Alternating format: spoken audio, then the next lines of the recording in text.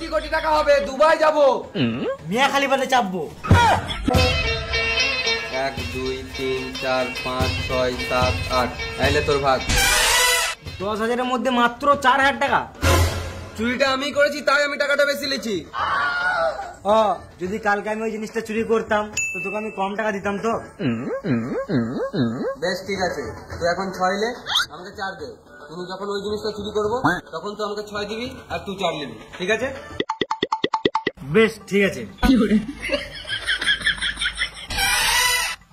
হবে, কাল রাতে যে জিনিসটা দেখলাম ওটা আসলে কি ছিল?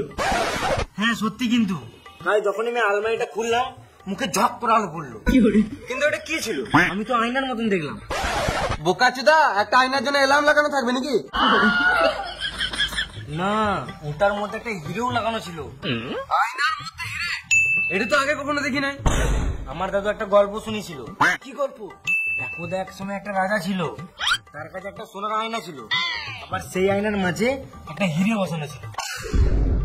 তাহলে ভাব কত পুরনো, তাও আবার রাজার, তাও উপর দিকে আবার হিরে লাগানো।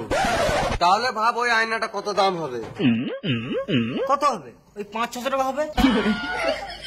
বোকাচোদা, কোটি কোটি টাকা হবে, দুবাই যাবো। মিয়া খালিফাতে চাপবো। আবে মিয়া খালিফা না, ওটা বুর্জ খালিফাতে চাপবো বল। ও, তার মানে ওখানেই চুরি করবো নাকি?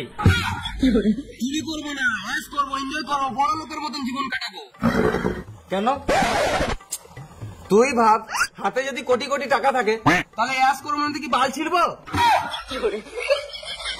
তাও ঠিক, কিন্তু চুরি কখন করতে হবে?